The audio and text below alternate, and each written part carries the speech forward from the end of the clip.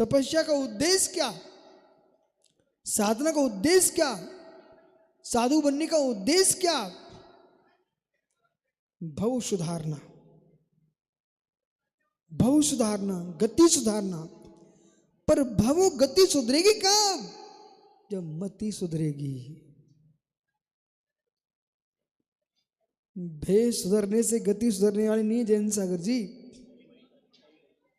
भेष बदलने से गति सुधरने वाली नहीं है। जब तक मति नहीं सुधरेगी तब तक गति सुधर ही नहीं सकती है।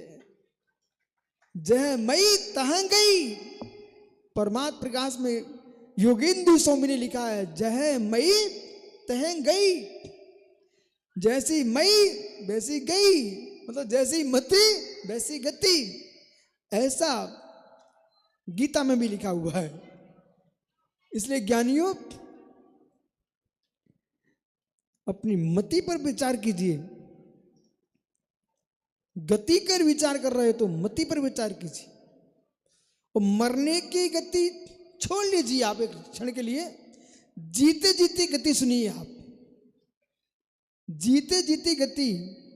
कमलांकुर एक व्यक्ति ने खून लुटाया, खाया पिया मस्त रहा, और नहीं मिला तो चोरी करके खाने लग गया। इसके बाद फिर जेल में पड़ा। अब पहुंचे बाबा जी, कहो भैया राम राम, ठीक ठाक हो? बोले का ठीक ठाक है, देख लो ये गति हो रही है। फिर बाबा को मिल गया अवसर, बोले अब का कह रहे गति हो रही है, मति कैसी भई थी? हमने समझा तो वेश्यागमन मत करो, परिस्थिति सेवन मत करो, मद मांस मत खाओ, शराब मत पियो, शहद मत खाओ, गुटखा तंबाकू मत खाओ। तुम मान रहे थे क्या? ऐसी मति तुम्हारी बिगड़ी, तुम डांका भी डालने लगे, परिस्थिति हरण करने लगे, आज पड़े तुम सड़ रहे जेल में। ऐसे ऐसे लोग हुए हैं। महात्मा सुब्रत सागर जी, कितनी क्रूरता थी लोगों में। एक व्यक्ति अपने घर में तालाब खोदा, तालाब में मगरमच्छ रख दिया, और जिससे कहा ये चाहिए मुझे, वो नहीं दिया, उठा के फेंक दे तालाब में, मगरमच्छ खा गया। ऐसे कितने लोगों को जब संसार में कर्म की तीव्रता जब आती है, मति का फल लेने के समय आ गया, जेल में जीव सड़ गया। कभी ऐसा नहीं करना, मुझे सब पते। तुमने तालाब खोद करके अपनी पत्नी तक को फेंक दिया। मित्र, ऐसा करके क्या होगा? किसी भी जेल में चले जाओ, वहां जाके देखो, जैसे यहां तुम प्रवचन सुनना, जेल में प्रवचन सुनने वाली भीड़ बैठी हुई है। ये गति क्यों हुई?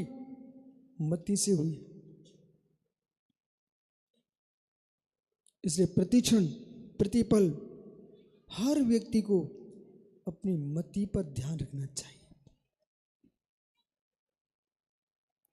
एक कभी नहीं सोचना जितेंद्र सागर जी, अब तो मैं साधु बन चुका हूँ, 10, 15, 20 साल निकल चुके हमारी साधना की, अब तो मैं पूर्ण सिद्ध हो चुका हूँ। नहीं बेटा, धुरंधर लोग बुढ़ापे में भी मति बिगड़ती देखी गई है।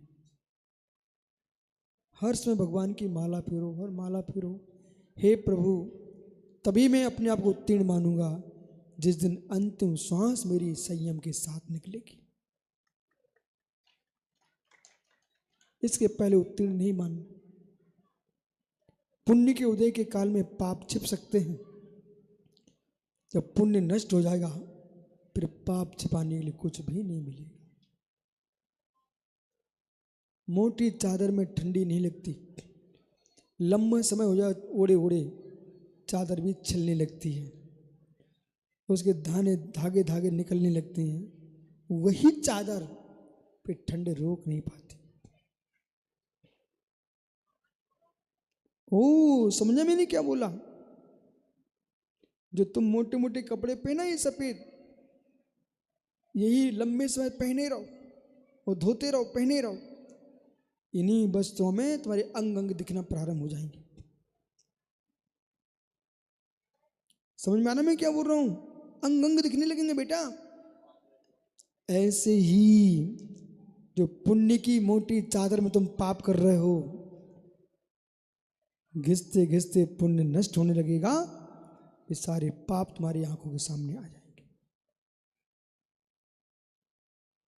गलित कुष्ठ, गलित कुष्ठ की दुर्गंध, कितने मोटे कपड़े पहन लो पर कुष्ठी की दुर्गंध बता देती आदमी कुष्ठी है।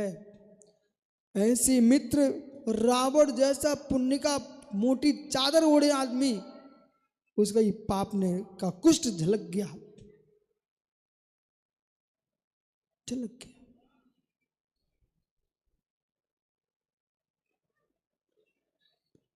क्या हो गया आप सबको?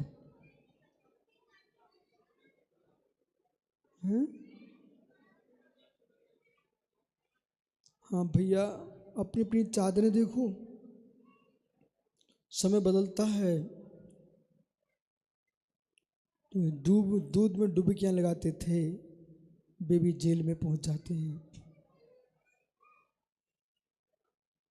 समय, जो पुष्पों पर बैठते थे वे गड्ढे में पड़े हैं। समय, अपनी अपनी चादर देखो,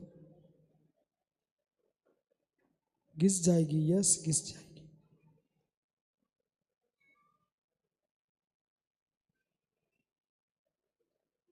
यही प्रवचन है, यही व्याख्या है, यही तंत्र है, यही मंत्र है। हर आदमी के अंदर प्रवेश कर जाए।